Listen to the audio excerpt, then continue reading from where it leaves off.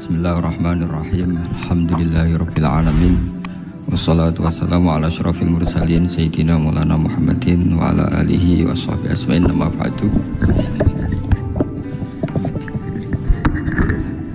Ingkang sangat kula hormati Kiai Haji Atabik Ali dan keluarga, Kiai Haji Jirjis dan keluarga, wonten pernah Mbah kula sedanten, wonten Mbah Nafis, wonten Mbah Ida sedanten kang hormati.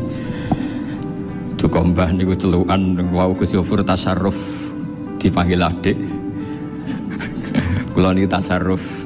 Kula niki termasuk Bani Umar, terus kula kepanggih Bani Mbah Maksum teng Mbah Abdul Aziz. Terus Mbah Nuriyah niku Mbah Mas Wuriyah, terus dugi Mbah Abdul Aziz. Kula niku mbah kandung kula Fatimah binti Idrus bin Umar.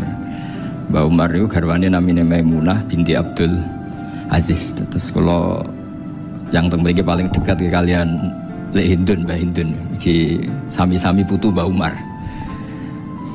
Nggih kalian rileks, kula badhe nerusaken cerita Gus Yofur, cerita Mas Maftuh, dan saya tidak akan gojlok karena beliau sudah punya tawaduk, sekarang sudah membaik. Karena saya juga heran kok beliau kelihatan pinter begitu malam ini itu. Saya pernah dijazahi bapak, kata bapak gini, "Hak, kon kudu terkenal ngalim, ora usah terkenal wali," kata beliau. Kenapa Pak? Wong nak terkenal alim itu bisa baca Wahab, Muhadzab, itu sing hasud sinau itu ya bagus karena ada kompetisi. Yang mengidolakan terus belajar halal haram itu juga bagus. Tapi nak terkenal wali tok itu kadang orang sowan nggo gula njuk donga, dadi rada-rada masalah. Makanya saya pernah matur sama Lek Hindun, Mbah itu Mbah Idris itu. Saya kalau muji Mbah Hamid Pasuruan mesti al-alim dulu. Karena itu kenangan saya, beliau itu orang alim. Bisa baca Jamul Jawame, bisa sampai ketika di Termas juga beliau diberi gelar Sohibul Jamil Jawame. Jadi saya teruskan cerita Gus Yofur. Dulu yang di Termas termasuk mbah saya, terus Mbah Ali, Gus Habib, sama Gus Muhammad. Terus dulu Mbah Munawir hubungannya dengan Kiai Mahfud Termas, dititipi Gus Muhammad, kemudian diajak ke sini. Karena Mbah Munawir orang Quran, singkat cerita Gus Muhammad ini menjadi alim dan hafal Quran, terus jadi menantunya orang Betengan, terus punya anak Gus Harir, sekarang Gus Muham, sehingga ini dzurriyyatam ba'duha min ba'd. Saya sendiri istri dari Mbah Idrus, mbah saya itu orang Kudus, namanya Sofia binti Maksum bin Soleh bin Asnawi Sepuh. Jadi yang Mbah Soleh ini dulu gurunya Mbah Soleh Darat ketika ngaji di Kudus. Sehingga silsilah ini harus kita jaga supaya kita punya tradisi yang benar. Saya tidak akan bosan-bosan belajar kitabnya Mbah Ali tentang Hujatul Ahli Sunnah. Memang benar-benar belajar, artinya saya nikmati. Di antara yang saya kagumi yaitu ketika orang lain a priori dengan Ibnu Taimiyah, Mbah Ali itu ya kadang uji Ibnu Taimiyah, tapi ya kadang kritik. Yang dikritik tentu pendapat Ibnu Taimiyah yang tidak membolehkan orang ziarah Rasulullah SAW. Tapi yang dipuji adalah Ibnu Taimiyah meyakini bahwa qiraatul Quran itu tanfaul mayyit. Itu dipuji-puji sama Mbah Ali. Ibnu Taimiyah dikutip, Ibnul Qayyim dikutip. Saya akan cerita sedikit tentang tradisi hujjah. Dulu ulama itu kelihatannya sederhana, tapi kalau berargumentasi itu hebat. Tadi Gus Yofur menyebut kitab Mbah Hasyim itu mengharamkan kentong. Beliau masyhur itu punya kitab namanya Al-Jasus an Tahrimin Nakus. Intinya kentong itu haram. Secara dalil ini meyakinkan sekali, karena ketika Rasulullah rembukan sama sahabat, kita dengan apa memaklumatkan orang kalau waktu sholat masuk? Ada sahabat yang usul pakai kentong, dzakalin nasoro itu Nasrani. Ya pakai buk itu semacam trompet besar, dzakalil Yahud. Kemudian ada yang usul kalau gitu api ya Rasulullah, dzakalil Majus. Sehingga dari hadis itu Mbah Hasyim berpikir kentong itu haram. Tapi Mbah Fakih Mas Kumambang itu mengkritik Mbah Hasyim dengan ngarang kitab Hazurru'us an Tahrimin Nakus. Jadi beliau komentari kitab itu sambil geleng-geleng kepala. Kitab kok keliru nganti ngono. Jadi cara pikirannya siapa Ki Fakih. Kentong di Indonesia itu kanggo wedhus dicolong gitu. Pos kampling gitu. Kalau ada banjiran ya kentong, ada maling ya kentong. Jadi nggak ada persamaan sama sekali dengan kentong yang milik orang apa? Nasrani. Sehingga di pondok saya itu ada kentong tapi jelek sekali. Karena itu satu-satunya cara supaya beda dengan kentong yang di gereja. Kalau elek kan mirip kentong di pos kampling. Itu ya agak-agak ilmiah sedikit. Dulu ceritanya Gus Zofur itu saya teruskan. Itu singkat cerita, itu kalau yang di kejadian di Termas itu Mbah Dimyati sudah nyuruh semua kentong disembunyikan karena mau ada Mbah Hashim.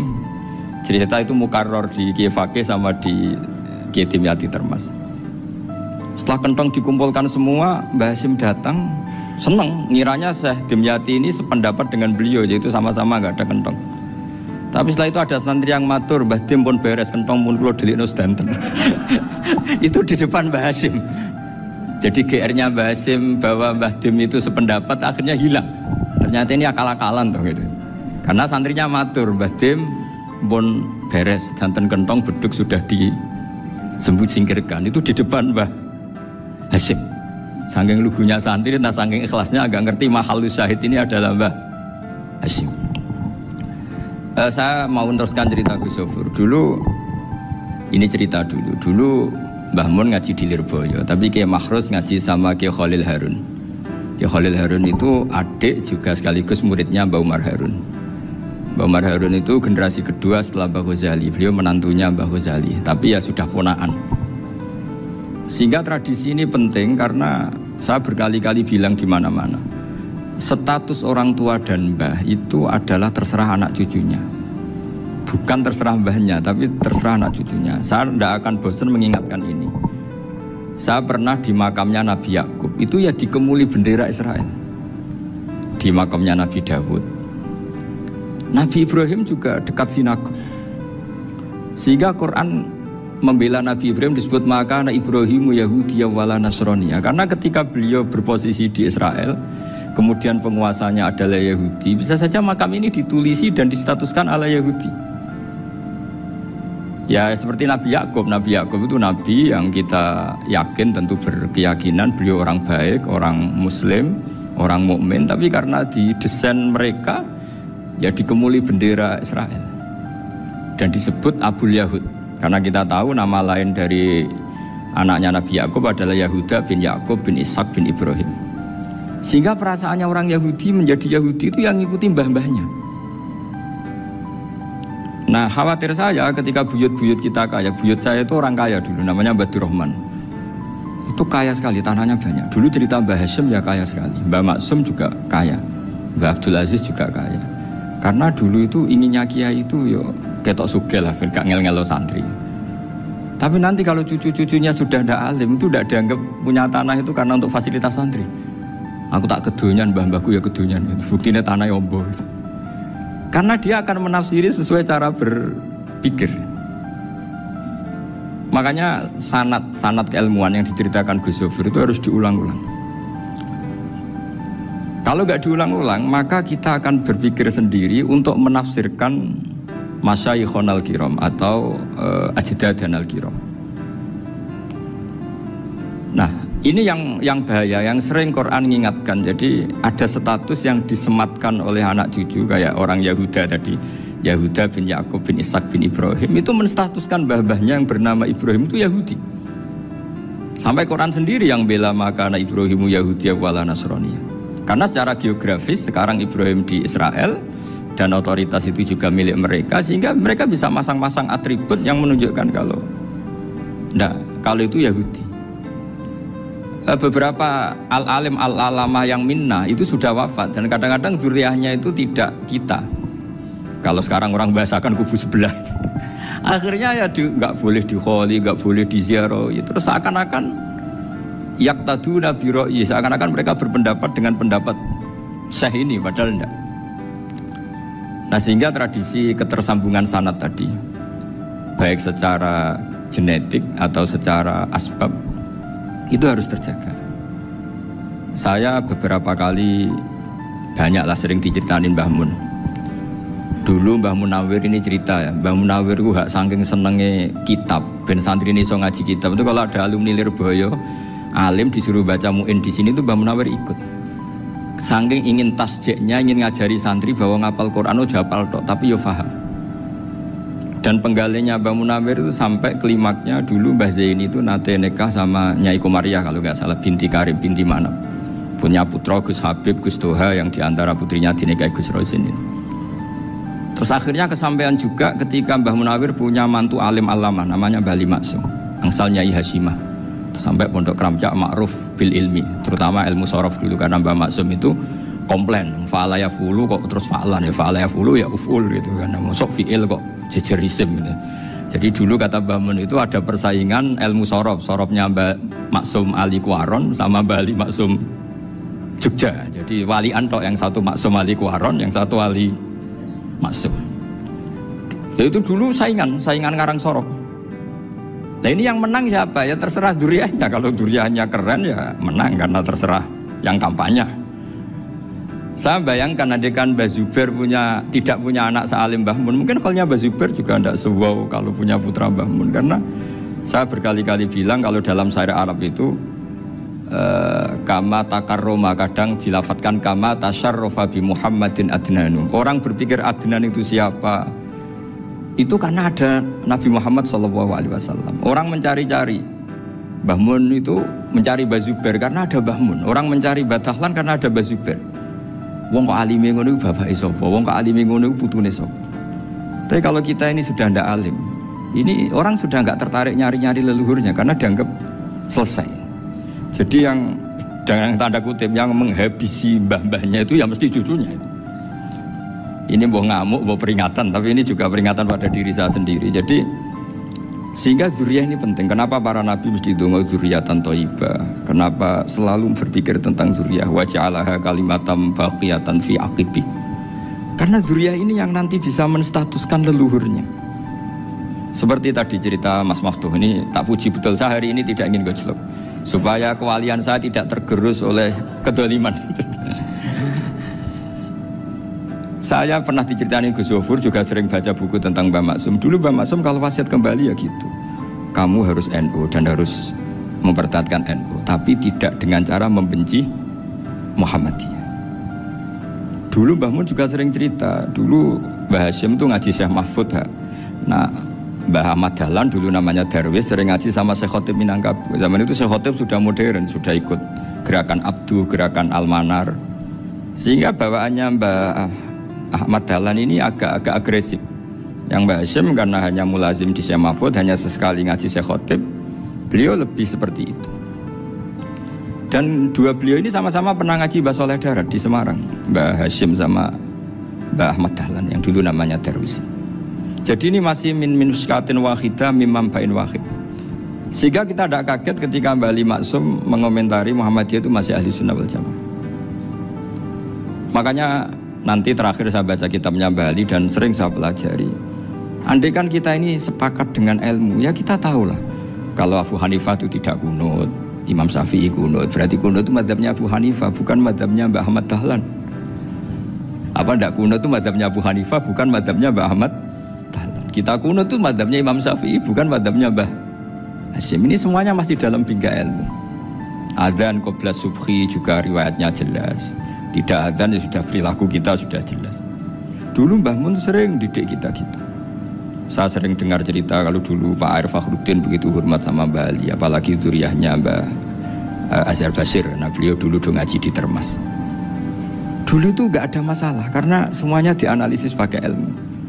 Tapi sekarang pakai identitas, yang kunut itu NU, yang nggak kunut Muhammadiyah. Berarti Abu Hanifah itu Muhammadiyah, Imam Syafi'i itu NU. Berarti Imam Syafi'i itu ya anak buahnya Ki Miftahul Ahyar kira-kira gitu kan. Nah, karena anak buahnya Pak Said Akil. Kan terus jadi repot. Dulu kita ini pengagum ilmu, bukan pengagum perbedaan. Sehingga di sini yang saya kagum dari sekian ceritanya Mbah Ali Maksum, supaya kitab ini to the point, supaya nggak lama-lama karena waktunya juga. Nanti kalau kemalaman ini kena semprit ini sudah. Ini diantara yang diceritakan Bali itu unik. Imam Syafi'i itu sering tawassul, sering wasilah sama siapa itu? Abu Hanifah. Ini sudah tak petakan, saya baca yang sensitif lah. So yang ini ya. Ziyar al-Babus Samin, terus sebentar ini yang bab tawassul.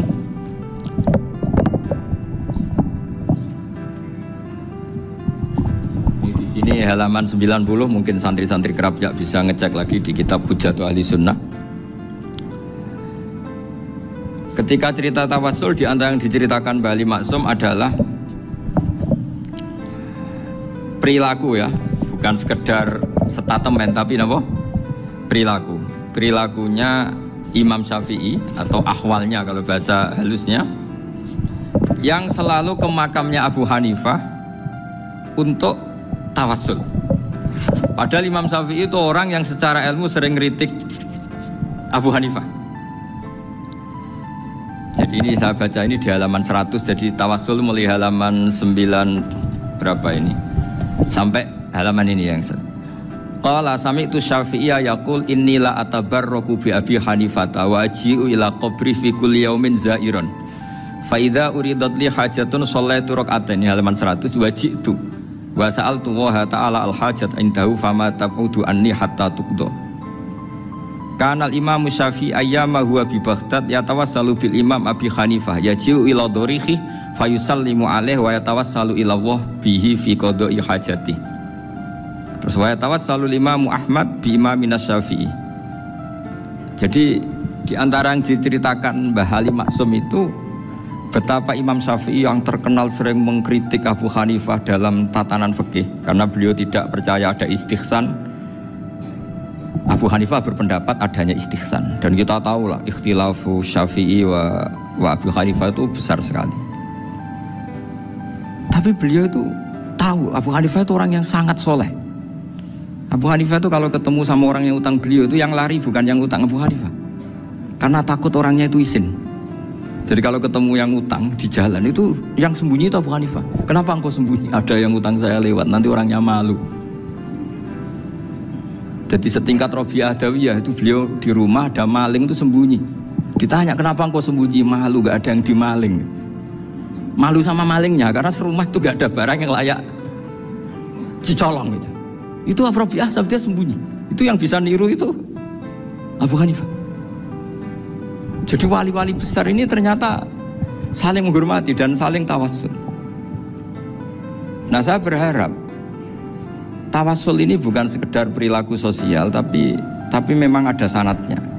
Sehingga terus diceritakan Bali di sini dulu istaqa Umar bil Abbas. Kata siapa tawassul harus dengan Rasulullah SAW? Dulu istaqa Umar bil Abbas. Sayyidina Umar itu tawassul istisqa dengan Sayyid Abbas, padahal kita tahu Sayyid Abbas ini tidak nabi. Terus beliau cerita sampai Imam Syafi'i tawassul sama Abi Hanifah, sehingga gak ada perdebatan itu kan Umar. Kalau Umar kan ada jaminan boleh diikuti karena beliau sahabat. Bali cerita tentang Imam Syafi'i yang tawassul dengan Abu Hanifah, seargumentatif itu.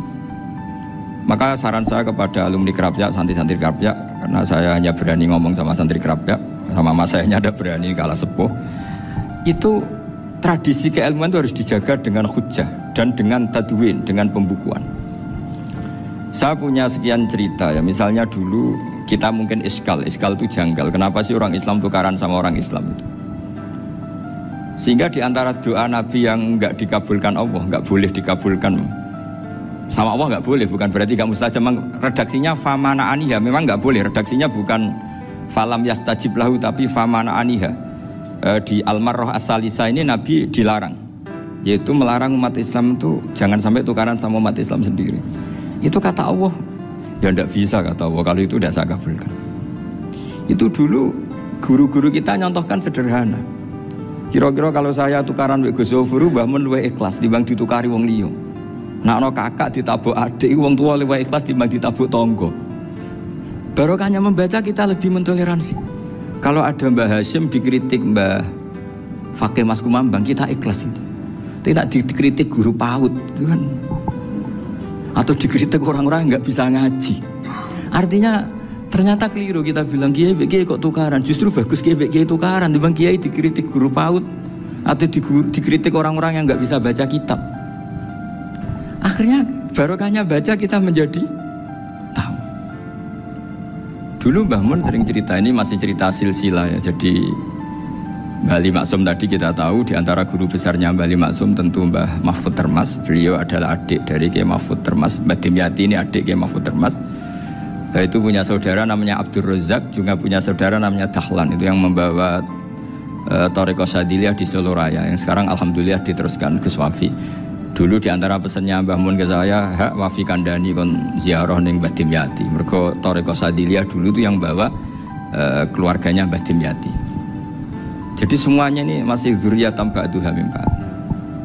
Nah pesan saya karena tadi Mbah Munawir yang termasuk orang pertama yang bawa Quran, bawa Qiraah Sab'ah.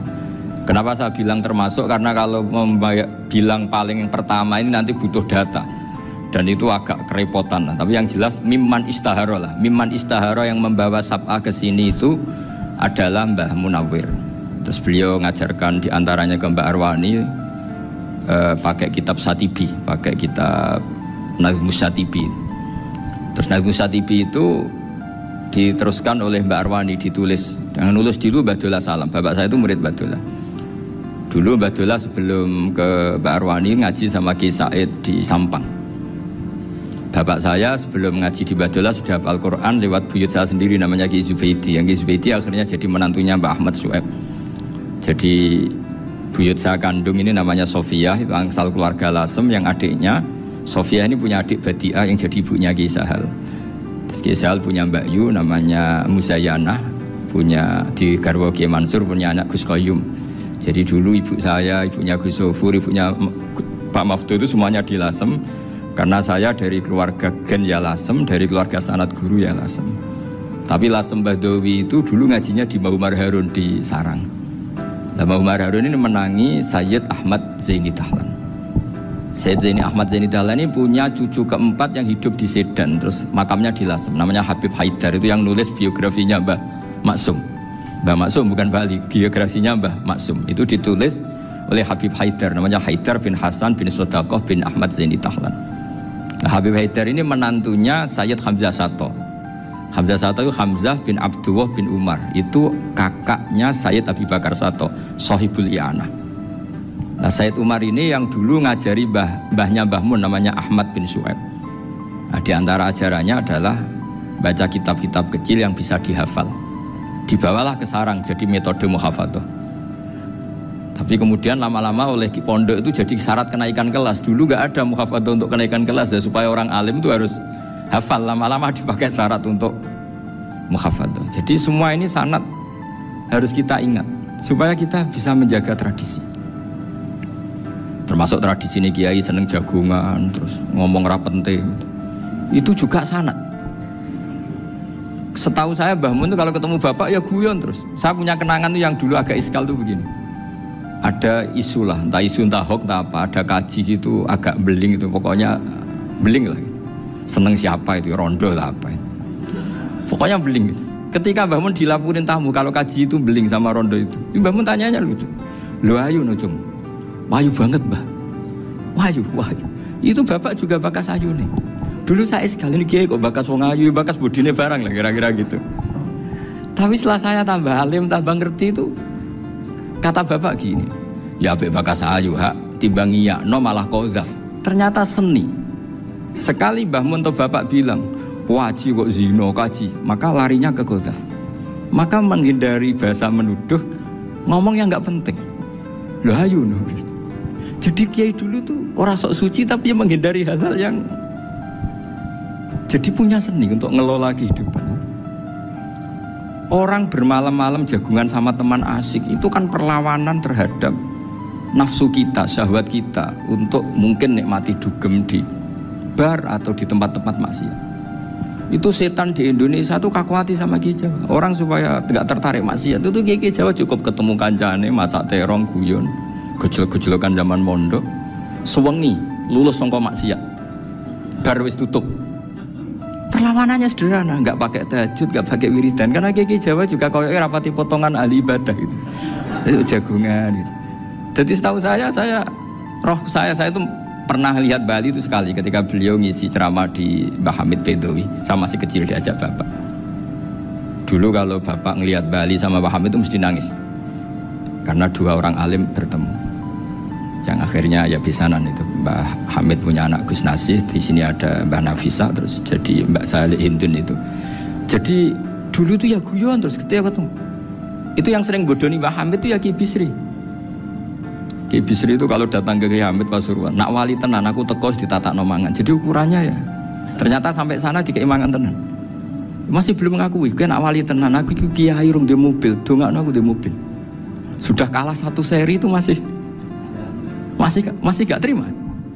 Lalu itu Mbah Hamid akhirnya berdoa, ayo monggo, mugi-mugi Ki Bisri gak ada mobil. Itu setelah didoain masih tanya, merek apa merek? Jadi itu Mbah Hamid jawab, ya paling Holden itu. Nah, paling Holden. Itu nyari mobil itu ya adalah dapatnya Holden. Suatu saat Mbah Bisri diundang Mbah Hamid gak dikasih bisyarah. Karena utangnya sudah banyak Mbah Hamid, Mbah Bisri ini utang tadi, utang doa tadi. Itu ya gak dikasih bisyarah. Ya gak mau kesang apa-apa kelambimu kayak aku. Didol sama mukhibbinya Mbah Hamid. Itu harganya melebihi jatah bisyarah. Ketemu Mbah Hamid, Kang, susu Kang, mergo. Jadi dulu itu rileks, makanya ini yang diceritakan ke Zofur. Sebetulnya kalau kiai-kiai itu bersanad itu ya rileks, hidupnya itu rileks. Karena rileks ini perlawanan terhadap kemungkaran. Saya dulu musyawarah sering sama Gus Zofur usul fikih. Itu jelas di antara yang ditulis Lubil Usul itu. Ya kita tahu tadi misalnya sanad usul fikih, Mbah Ber itu sangat al-usuli, Kiai Zubair Dahlan, abahnya Mbah Mun. Punya murid diantaranya Kiai Sahal. Kiai Sahal punya karangan Thariqatul Husul fi Syarhi Lubil Usul. Itu Thariqatul Husul itu beliau ngendikan dalam mukaddimah bahwa saya bisa mensarah ini berdasar ngaji maknani sama Mbah Zubair. Terus beliau mengutip sarah itu dari kitab Nailul Ma'mul. Beliau ngendikan binus khotin khotiyah ghairi matbu'ah. Dan itu ditemukan di Kiai Mansur di Lasem. Karena Kiai Mansur iparnya Mbah Sahal. Mansur bin Khalil itu diantara katibnya Syekh Mahfud. Jadi semuanya ini sambung.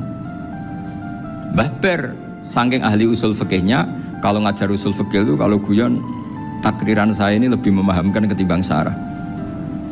Ya sudah, terus Mbah Zubair Kiai Fakih, terus Syekh Mahfud. Di sini Syekh Mahfud termasuk orang yang dekat Mbah Munawir, sampai putrane Mbah Mahfud namanya Gus Muhammad dibawa Mbah Munawir, kemudian mondok di Termas diantaranya, terus dinikah jadi menantunya kalau nggak salah Haji Taslim di Betengan, kemudian sekarang juriannya Mbah Mahfud di Betengan. Ini nggak boleh hilang secara seperti itu. Diantara di usul fikih diterangkan, ketika diantara 5 hukum itu ada yang bernama mubah. Mubah itu boleh dilakukan, boleh ditinggalkan, dan kalau dilakukan ya tidak berpahala, tidak disiksa. Itu ada ulama yang protes nggak bisa seperti itu. Ithma min mubahin ila wa tahaqqaqu bihi tarku haramimma. Fa'il zamu minas sukun tarkul qatli wa minas sukut tarkul qadaf. Tidak bisa, mubah itu tidak ada. Kalau kiai jagungan semalaman, itu Allah ngitungnya itu hada taroka dugem, wa hada taroka delok dangdut, wa hada taroka kada wa kada. Oh, itu luar biasa. Dan kita ngikuti yang seperti itu saja. Gak usah tahajud, gak usah witir telulas kaya ora kuat timbang gremeng. Sewengi jagungan, setan ngenteni kita tergoda maksiat, ternyata maksiatnya sampai tutup, kiainya masih apa? Jagungan. Jadi jagungan saja ada ilmunya bahwa itu perlawanan terhadap tarkul ma'asi. Sehingga bagaimana Anda katakan mubah ini mubah, toh gunanya adalah tarkul haram. Meskipun efek mubah juga bisa tarkul wajib, wae bojo blonjo turu. Ya kan, wae ngrumati ibuke turu. Itu halal wajib. Jadi mubah itu resikonya ya bisa tarkul wajib, bisa tarkul haram. Sehingga kalau sanad ini terjaga secara baik, secara kultur, saya sering juga saguan sama Gus Zofur itu mesti tak niati gitu. Jagungan wong alim kuwi ibadah, dan menikmati ibadah adalah dabul auliya wa dabul ulama. Kata Imam Ghazali, pada akhirnya waqud buhadaddin al-istilzat bil mubahat. Kata Imam Ghazali, pada akhirnya qutbu hadaddin, madaru hadaddin, pokok dari agama ini adalah melawan kemaksiatan dengan kita menikmati al-istilzat bil mubahat. Kita menikmati sesuatu yang dibolehkan Allah Subhanahu wa taala. Dan seperti ini itu bisa qasmu dhuhri syaitan, bisa menghancurkan punggungnya setan. Karena kalau melawan setan dengan ibadah ini kadang kita capek selain isra potongan. Tapi nak kangkang neng komplek H gitu jagungan mbek kancane, ngenang melarate, mbok ngenang ora sekolah ra munggah, kenangan sing ra munggah diarani istiqomah. Gitu kan diarani tulus zaman, sing munggah dianggap kesusu. Saya ini punya pondok Quran, kalau ada yang hafal 3 tahun mesti digojolkan saya ini. Gak apik kesusu itu. Kesusu itu mesti tidak barokah karena tergesa-gesa apa? Hatam. Sehingga yang nggak hatam-hatam itu kayak partai mayoritas. Ini yang partai tulis zaman katanya. Ahli sobri katanya. Akhirnya di pondok gara-gara itu mau guyon, tapi nggak ada stigmasi yang saya nggak naik. Di pondok sarang itu saya punya temen itu banyak yang sekelas dengan saya, sekelas sama Gus Kamil, akhirnya sekelas dengan Gus Zofur. Padahal saya ini kakak kelas. Saya temannya Gus Kamil, temannya Gus Zofur. Ini anak ini nggak pernah naik. Itu nggak dinyek, nggak dicibir di pondok. Karena guyonan tadi, guyonan bahwa ini bagian dari bentuk apa? Istiqomah. Nanti yang goblok juga tenang. Karena kiainya cerita, kadang santri goblok ya barokah. Di sini pondok akeh santri ora tau sinau ning omah dadi kiai gede. Selalu kiainya tuh cerita seperti itu. Akhirnya sing goblok ya bangga dengan kegoblokannya. Iya, jadi kiai itu orang yang meskipun guyon ini barokahnya Masya Allah. Dan setahu saya kiai-kiai alim itu ya senengannya guyon, karena tadi guyon itu luar biasa. Bapak saya itu kalau pesan sama saya itu enak ngaji es guyon nice. Wong ning omah mikir utang, mikir wedi bojo macam-macam kok ngaji mbok jak nangis pisan, nangis ping pindho gitu. Sudah jak guyon ae. Paling gak lali. Gitu. Dan beliau punya dalil kul bi fadlillah bi rahmati fa bidzalika falyafrah. Jadi jangan sampai orang ini farah bil maksiat, jangan sampai orang itu. Dan ini yang saya kenang dari sekian cerita murid Bali. Mbah Ali Maksum yang senangane guyon. Gojol-gojolkan mbek santri guyon. Ini saya maklumatkan ke semua santri beliau bahwa ini bukan sekedar guyon, tapi al-istildad bil mubahat. Ini adalah perlawanan terhadap setan karena banyak orang bisa senang tuh kalau nunggu maksiat. Ini bisa senang dengan sesuatu yang tidak maksiat. Itu kayak apa hebatnya? Makanya Nabi itu kalau ketemu sahabat ya sering ngendikan yang ringan-ringan. Ya Umar ma'afalan duher jong mana piye ijek. Kalau ketemu anak kecil ya nanti ketemu yang tua-tua yang sudah gak bisa mikir, ya tetap riang. Sehingga ada cerita dalam sebuah tafsir, ya saya ulang lagi, ada cerita di sebuah tafsir, kenapa Nabi Musa ditanya Allah, wa matilka biyaminika ya Musa. Ma'ana wa ta'ala a'lam, tentu Allah sangat tahu yang dibawa Musa itu apa. Karena Allah tahu Nabi Musa itu grogi. Orang dipanggil Wali Maksum pasti grogi, santri dipanggil Bahmun pasti grogi. Kenangan saya setiap dipanggil Mbah Mun ya mesti tanya yang ringan-ringan, wis sarapan ha. Arung sarapan ya sarapan. Pas sarapan ya kan tanduk mangan sing enak wong santri ora tau mangan enak. Ya enggak pernah ngomong yang penting, ngendikan yang penting. Nah, karena Nabi Musa ini grogi, ini sebagian tafsir. Itu ditanya yang ringan, "Sake iku nggawa apa?" Karena pertanyaannya ringan, Nabi Musa ya ringan. Ya Nabi Musa itu sampai lali iku pangeran sing ya'lamu sirra wa akhfa. Diterangno. Niki tongkat Gusti. Gunane kathah Gusti tongkat iki. Qala ya aso ya atawakkau 'alaiha wa ahusyu biha 'ala ghanami wal ya fiha ma'arifu ukhra. Oh, tongkat Gusti niki penting Gusti. Nggih nak. Nggih macam-macam lah Gusti. Atawakkau 'alaiha wa ahusyu biha 'ala ghanami kangge menghalokan wal. Masih terangno terakhir dan yang lain-lain Gusti. Wal ya fiha ma'arifu ukhra. Sehingga akhirnya rileks. Karena Nabi Musa terus ngerti. Ternyata ketemu pangeran itu gak seserem yang saya bayangkan gitu. Pertanyaannya ringan. Itu ada ilmunya. Tapi cerita ini yang versi tafsir ini tidak yang seperti di Manaqibul Ghazali.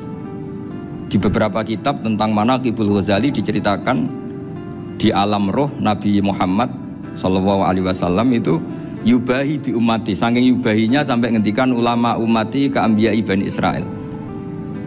Ulama umatku itu pinternya atau statusnya itu mirip-mirip lah. Kaf itu ya mirip-mirip lah, mirip-mirip kayak ulamanya nabinya Bani Israel. Akhirnya Nabi Musa itu tersinggung sekali. Bagaimana mungkin ulama disamakan dengan apa? Nabi. Sehebat-hebatnya ulama itu kan tidak akan yabluhu darajatan nubuwah atau yartaqi ila darajatin nubuwah. Itu akhirnya ya kalau kamu nggak percaya panggil. Yang dipanggil Imam Ghazali. Ya Nabi Muhammad juga gak mau kalah gitu. Kalau manggil ulama RT ya kalah keok gitu. Akhirnya Imam Ghazali datang, ditanya sama Musa, "Mas muka, nama kamu siapa?" "Ana Muhammad bin Muhammad Al-Ghazali At-Tusi Asy-Syafi'i." Itu disebut panjang sih. Terus Nabi Musa guyu-guyu. "Kamu ulama kok ngomong yang gak penting, ditanya namanya kok penjelasannya sepanjang itu, dianggap itu satu kesalahan. Masa tanyanya nama kok ditanya Jawabnya Muhammad bin Muhammad Al-Ghazali At-Tusi Asy-Syafi'i, kepanjangan itu. Ketika Nabi Musa agak mencibir, agak gimana itu, terus Imam Ghazali, kalau ini masalah, lebih masalah jenengan. Apa itu? Yang tanya jenengan tuh Allah ya'lamu sirra wa akhfa, dan Allah hanya tanya wa ma tilka biyaminika ya Musa. Harusnya jenengan jawab asoya titik, bukan kepanjangan. Atawakkau 'alaiha wa syubha itu kepanjangan. Allah tanya yang di bawah kamu itu apa? Yang di tangan kamu. Harusnya jawabnya hanya asoya. Tapi kenapa penjelasannya sepanjang itu? Sampai terakhir waliya fiha ma'aribu ukhra. Terus pinter tenan kayak gitu. Terus ada Nabi Musa terus bilang, ya pinter tenan aja gitu. Padahal kita tidak pernah GR seperti itu, kan kebetulan Imam Ghazali gitu. Kalau yang lain mungkin ya keok lah kira-kira gitu. Tapi ini cerita dalam khazanah keilmuan. Bener yang dikatakan Gus Zofur. Saya termasuk orang yang pernah mondok Lirboyo Pasanan. Jadi setelah saya disuruh nemani Gus Kamil, tahun berikutnya Gus jenengan disuruh. Pokoknya anakku mbah sak wulan lah kudu tau mondok Lirboyo. Piye aku tau ngaji Wakarim. Terus yang disuruh mbaturi Gus Kamil itu saya. Jadi saya pernah 1 bulan tuh di Lirboyo. Karena saya ini santri beling ya, kontraknya pokoknya penting ziarah Bakarim. Biasanya nggak pernah ngaji, ya, pokoknya gerbar ngisa. Ziarah ya sudah. Ngaji subuh ingat saya sama Gus Imam. Itu dari 17 hari ingat saya ngaji 2 kali. Tapi kalau ziarah ke Bakarim sudah lupa jumlahnya karena memang kontraknya disuruh ziarah. Sampai seperti itu. Dan saking senengnya bangun sama Bakarim saya masih ingat. Ngamplopi salam template itu masih ingat untuk Gus Anwar, untuk Gus Imam, untuk Gus Kafabi, termasuk untuk Gus Maksum. Itu malam-malam saya dijak ngamplopin. Zaman itu saya masih ingat selawewu. Zaman itu kos 1 bulan itu 13.000. Jadi kira-kira kalau 25.000 itu untuk kos 2 bulan. Jadi saya krusnya itu pakai kos. Saya masih ingat Mondok Sarang itu kos 1 bulan 13.000. Berarti kira-kira 500.000 itu di amplopin sendiri sama Bang. Ini untuk Gus War, ini untuk Gus Imam, ini untuk Gus. Padahal Gus Imam ini mondoknya sudah dibangun. Itu bangun hormatnya sampai untuk jatah salam template. Nah yang ribet kebalikannya, kita pulang Gus Imam karena melihat Gus Kamil ini putrane Mbah Mun, Gus Kamil disangoni. Saya juga disangoni karena Gus Imam dulu ngaji juga sama Pak D saya, sama keluarga saya. Itu kata Gus Kamil setelah keluar, mau kamu nih gua abal, boten berarti gua aku. Karena ini penting, ini kalau sampai dianggap tukar guling ribet nih. Jadi ditakwil sendirilah. Mau kamu nih gua abal ya, boten guys, ya berarti halal. Tapi sama Mbah Mun ya ditanya. Ditanyanya bukan apa karena untuk meneruskan tradisi bahwa kalau kiai ketemu itu ya saling memberi hadiah, saling itu sudah faqaddimu baina yadayna najwakum apa? Shadaqah. Sehingga ketika Krapyak ini punya Bali Maksum alim alama, kemudian melahirkan murid-murid yang juga ipar kayak Mbah Warsun bisa ngarang apa Kamus Al-Munawwir, Pak Bik juga punya karangan Kamus Al-Mu'asir. Saya itu punya semua. Karena ini adalah buah dari bahwa kita ini tidak kalah sama produk-produk yang di sana.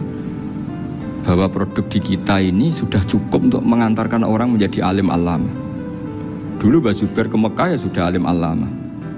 Gus Zofur ke Al-Azhar sudah alim. Semua teman-teman kita ke Mekah itu sudah alim semua. Padahal produk mondoknya ya tadi mau digojlok kiai ini, terus mangkel be keamanan biasanya itu. Biasanya musuh besar pondok itu keamanan. Jadi ya bukan berarti gojlok ibunya Gus Maftuh enggak. Biasanya keamanan tuh musuhnya apa? Banyak. Jadi cerita-cerita saya mohon sekali murid-murid Krapyak jangan hanya ngaji fikih. Kalau hanya ngaji fikih itu posisi Abu Hanifah itu seakan-akan nyuwun sewu orang yang sangat tidak ahli hadis. Karena beliau di situ kelihatan kalah sekali dengan Imam Syafi'i.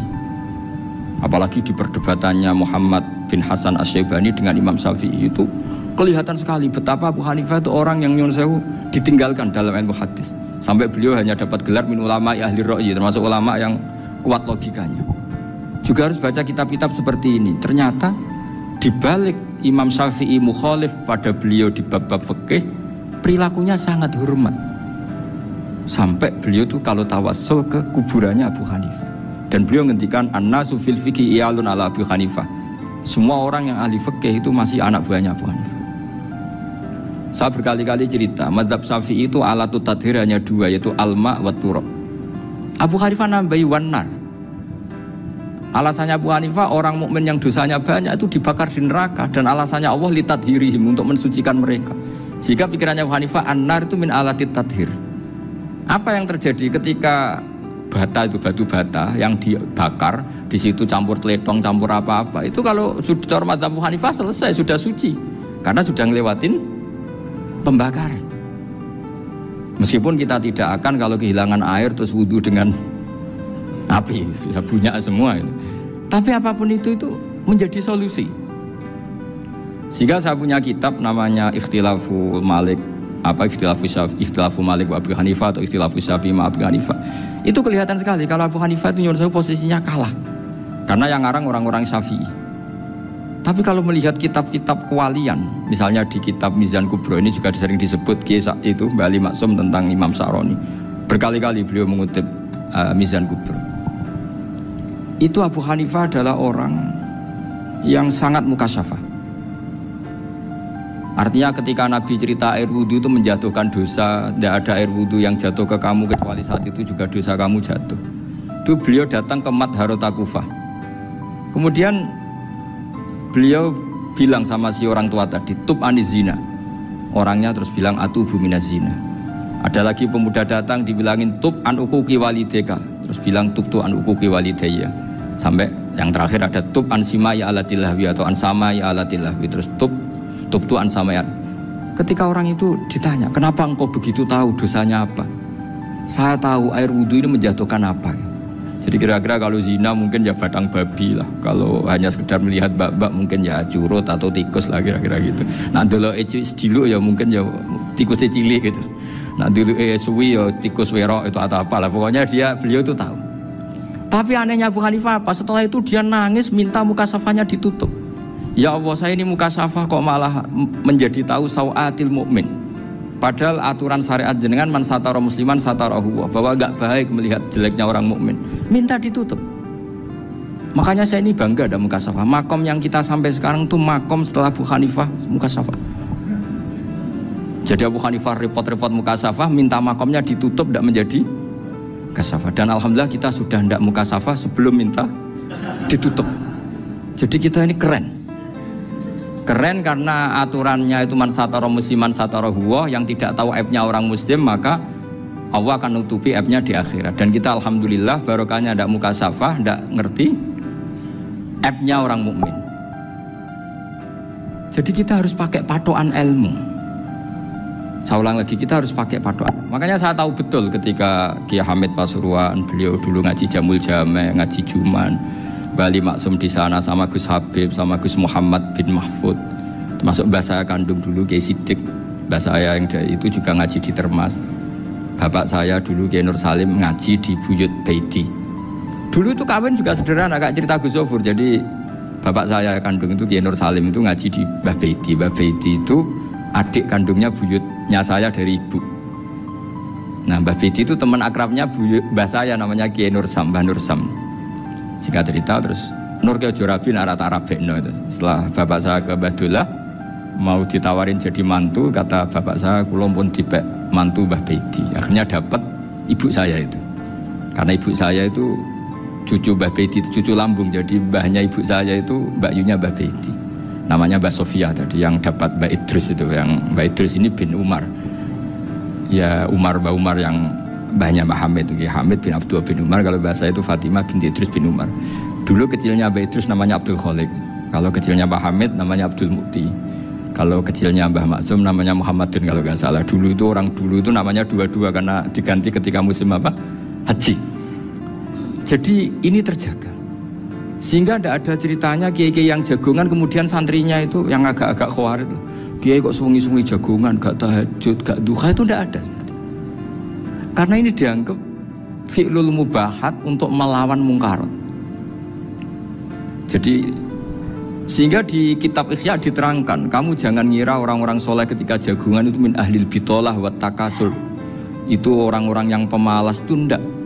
Tapi mereka bisa mengasyiki Allah. Bahwa dalam jagungan ketemu teman ya asik, gejul-gejulkan sama Pak Maftuh ya asik.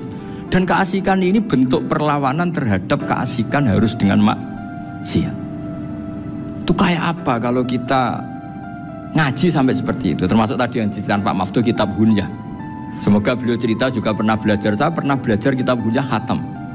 Itu diantara yang diceritakan Syekh Abdul Qadir Al-Jilani tadi kata beliau Al-Jilani dipakai Jim Al-Jilani. Ini agak beda dengan kita. Mbak Zubair itu punya kitab namanya Al-Qalaid Al-Uluiyah. Beliau menfatwakan nama-nama ajam itu kamu bebas. Ajamiyun fasna bihi masyita. Sehingga kita kalau punya kiai harus mau qolal ustukhri. Sehingga mau qolal istukhri. Tirmidzi juga nasibnya sama. Qolat rawahut Tirmidziyu. Sehingga rawahut Turmudziyu. Yang satu rawahut Tarmidziyu. Ya karena kita keluarganya Tarmidzi apa enggak gitu. Makanya kata Mbah Mun sama masih ingat. Kata cerita Gus Zofur tadi, adabnya Gus Zofur itu cerita tentang keluarga ibunya. Padahal keluarga ibunya juga orang-orang soleh yang luar biasa. Itu kata Mbah Mun, kowe roh jenenge Imam Bukhari tahu ya. Jenenge sapa? Saya nyebut Muhammad bin Ismail bin Ibrahim bin Muhirah bin Bardasbah. Lah iya Bardasbah mbok waca Bardisbah yo. Lah cara kene mbok Parmin mbok Parlan. Jadi Bardisbah mbok Bardasbah iku cara kene yo Parmin mbok. Iku rak Mbah Fadl Senori dadi kabeh diwaca Arab. Jenenge Mbah Umar Harun. Dhisik yo wong Sarang, Mbah Harun mbok Kirun yo ora roh, wong dhisik yo wong kuno. Jadi kalau versi Mbah Fadl termasuk yang pertama bikin nasab Mbah Maksum itu tulisannya Mbah Fadl yang dikutip Habib Haidar tadi. Ya saya seperti Gus Zofur juga mencari-cari hubungan ulama-ulama di Jawa ini. Itu Mbah Mun itu kalau bicara mbahku orang sing jenenge Kiai Serut. Kalau ditulisannya Mbah Fadl itu Sarof. Jadi Mbah Fadl itu fanatik orang-orang alim itu ditulis Arab, kalau Mbah Mun itu Jawa. Dulu itu ada wali seto di daerah saya. Dulu orang ya janggal, ternyata ada sato itu kesamaan di Arabnya itu. Sehingga kiai-kiai itu ada fanatik Tirmidzi, Turmudi, Tarmidi, Jilani, Jailani karena ajamiyun fasna bihi masyita. Jadi kalau nama-nama ajam monggo lah baca sekenanya sementing cuma mungkin tahqiqnya benar Pak Maftuh tadi memang di Mu'jamul Buldan itu Al-Jilani bikasri jim ya sudah kita baca Al-Jilani. Sebab itu kayak Pondok Pelosok Lirboyo itu menurut saya bagus. Orang itu maknani betul sama gurunya. Kalau Sarang enggak. Kalau Pondok Lirboyo, pondok yang tadi ternyata keluarga Mbah Munawir sini pernah bisanan yaitu Mbah Zaini pernah nikah sama Nyai Komariah ya kalau nggak salah, punya putra Gus Habib ya, Pak Toha dan sebagainya. Itu betapa hubungan pondok Quran sama pondok kitab dulu itu nggak pernah terputus. Bapak saya setelah hafal Quran itu dulu ngaji Mbah Zubair. Jadi bapak saya sering ngutip mu'en apa, padahal bapak saya itu terkenal tuh, beliau cita-citanya itu saya ingin hafal Quran kayak hafal Fatihah. Beliau itu sampai sepulahnya sekali. Karena beliau inginnya hafal Quran kayak hafal Fatihah. Termasuk murid terbaiknya Mbah Dullah bapak saya. Itu ya ngaji kitab. Sehingga kata Mbah Mun, jadi Mbah Munawir di mantu Bali Maksum. Itu ya sudah dipenggali. Sudah dipenggali dituruti pangeran. Lahirlah seorang Bali Maksum yang membawa. Jadi dulu itu ya Gus Muhammad yang ngaji di Termas, nanti Mbak Arwani sebelum ngaji di sini ngaji di Tebu Ireng. Sehingga Mbak Arwani bisa ngarang kitab. Beliau ngarang kitab tentang Sab'ah. Faidul Barokat namanya. Ya nulisnya ya fasih ya. Saya punya tulisan tangannya Mbak Arwani itu banyak. Saya juga punya tulisan tangannya Mbak Hasyim Asy'ari ketika nyurati buyut saya yang di Damaran itu pakai bahasa Arab. Jadi dulu itu Mbah Ali Maksum juga sama. Surat-suratannya dulu sama tokoh-tokoh Muhammadiyah ya bahasa Arab. Nah ini harus kita dengar dari abna, dari bahwa Mbah Maksum kemarin yang diceritakan Gus Zofur di Khol Mbah Maksum, kowe kudu belo NU, kudu tetap NU, tapi bukan dengan cara membenci Muhammadiyah. Tadi Pak Maftuh menguatkan sanad itu dari Pak Atabik bahwa Muhammadiyah termasuk ahli sunnah karena sama-sama tidak sabus sahabat, sama-sama ikromus sahabat dan sama-sama bermadzhab. Nah soal akhirnya ada beberapa yang serapati seneng ngaji ini yang agak ribet. Tapi kamu udah usah ngeritik Muhammadiyah agak seneng ngaji, kayaknya juga sama, kita nggak seneng ngaji juga banyak itu. Jadi kalau ngeritiknya masalah itu kan kita ya agak-agak sama. Ya jadi ternyata di sini, terus ini yang terakhir supaya nggak lama-lama, Bali juga punya sisi keras sekali. Jadi dalam hal-hal yang khas ini di halaman 87. Itu keras sekali. Beliau ngendikan wahal bi jununun hatta usdira amri lil mu'minin alla yazuru rasulahum. Jadi ketika saya tadi sudah bilang bahwa beliau sering muji Ibnu Taimiyah dalam banyak hal, tapi dalam banyak hal juga beliau mengkritik Ibnu Taimiyah ketika menafsirkan la tusaddur rihal illa ila salasati masajid. Kemudian Ibnu Taimiyah tidak mentasrekkan, tidak mensunatkan ziarah kubur Rasulullah SAW. Beliau mengkritik. Dan cara mengkritik adalah ngendikan ulaikal ladzina yuriduna ayyahulu bainahu sallallahu alaihi wasallam wa baina ummatihi fi nakhiyatin. Itu adalah orang-orang yang ingin membuat batas antara Nabi dan umatnya. Saya termasuk terinspirasi makalah Bali ini adalah bagaimana Anda mengkafirkan orang Islam berdasar qala Rasulullah sallallahu alaihi wasallam. Wan nabiyyu asyaddun nasi syafaqatan li ummati. Wan nabiyyu akhrasun nas, orang yang paling serius supaya umatnya ini selamat. Kemudian Anda dengan hadisnya Nabi mentafrik bainahu wa baina ummati berdasar dawuh Kanjeng Nabi. Lu cek mentalani. Makanya saya itu enggak pernah keras di bab ini. Misalnya nyuruh sewu ada santri sarang yang nakal. Terus saya tidak berani komentar karena saya tahu Mbah Mun itu sangat mencintai santrinya meskipun yang nakal. Saya melihat sendiri, bukan jari ada santri cara pelaturan pondok itu diboyong karena nakal. Itu Mbah Mun ngendikan begini, ya jeng yo ke diboyong cara aturan pondok. Nah aturannya pangeran ngger kowe tobat dadi wong apik ya dadi wong saleh. Ya kowe kudu tetep sering rene, tetep santri kudu donya akhirat. Soal pondok ya ben ana aturan, ben menjen kowe nakal nemen ya diboyong, tapi kowe tetep wong apik.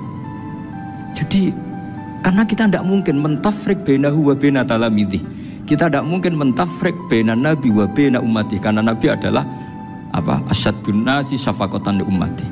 Sampai saking sayangnya Nabi itu ngendikan syafaati li ahlil kabair min ummati. Lho koyo apa baiknya Nabi? Ora melok nakal, ora melok maksiat, tapi melok nanggung swargane. Iku waktu gali sampean wis kowe utang gak apa-apa, bangkrut gak apa-apa, sing nyaur bapak. Gua sampean ngono top tenan. Anake yo ngawur tenan maksudnya, tapi top tenan. Lah Nabi ku umate sing dosa iku umate, Nabi sing nyuwun sewu cara Jawane sing kangelan nyafaati. Karena Nabi gak boleh dipisahkan dengan umatnya. Makanya kata Bali Maksum, ulaikal ladzina yuriduna ayyahulu bainan nabi wa baina ummati. Itu mereka adalah orang yang ingin memisahkan Nabi dengan umatnya. Masa kita ngafirkan umatnya Nabi berdasar dawuh Nabi? Itu kan sama.